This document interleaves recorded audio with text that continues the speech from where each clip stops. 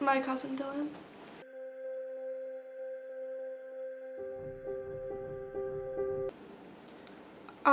It definitely has. I think it took time to like settle in.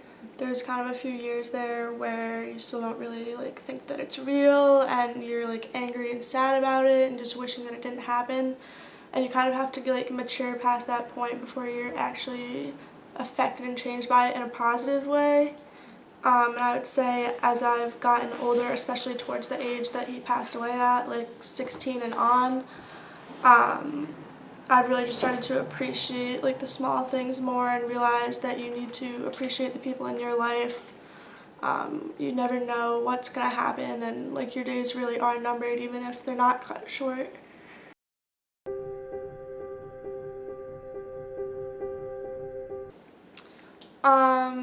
The main cause of death was drowning. They don't know exactly what happened. He was taking some shrooms with his friends. Then his father noticed that he was missing from like 2 a.m. onto the morning of the next day, thought that was weird, and they found him at a beach like less than a mile away from his house.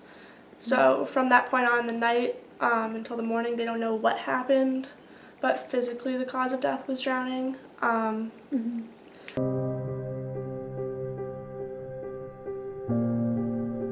That negative light just because of what happened, I think the drugs aren't the problem, it's like you on the drugs. So you need to have a good support system, and you need to have people watching out for you. It's not the drug that killed him, it's what happened while he was on it. So I mean, to any like people out there whose friends are doing drugs, like, just be aware, like keep your eye out for your friend. Like shortly after it happened, our whole family went through our photo albums together, and we all like kept a collection that we had personal memories with. We'd like to talk about it like often to keep the memories alive, because now it seems like so long ago. And like I'm increasingly getting older, but my memories with him are from like that same age. So it's kind of like as the time goes on, you're like more disconnected from the memories almost. Definitely.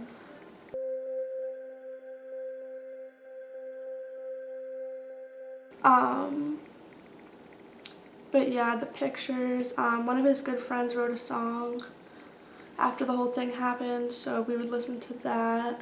And just stayed in touch with like his friends and his side of the family. That really helped.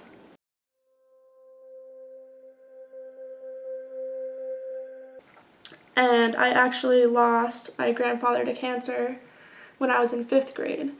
So that was hard, but it seemed right. It seemed like it was following the cycle of life, that I may lose other grandparents to cancer. Cancer was a common thing in old people. And then just out of nowhere, you get a random freak accident related to drugs, someone that's 3 years older than you. It just feels like it's not the world that you grew up in and that you knew. You didn't think that something like that would ever be able to happen. You kind of lose all faith in everything you knew because this is just crazy. Like, how could this be real life? No one ever warned you that that would happen because no one would say something so outrageous. And so because they're so similar in age to you, I think it even frightens you of like the world you're living in. Could this happen to me? Am I going to lose my siblings? Am I going to lose my friends? To random freak accidents like that, or to drug-related things that we've been told were terrible and that kids wouldn't be doing and that we should always look out for. And so I think that it's just ultimately scary because this is someone you were going through life with step by step, and now all of a sudden you're left to grow up without that person that you thought would be by your side through your childhood. And through all those like stepping stones.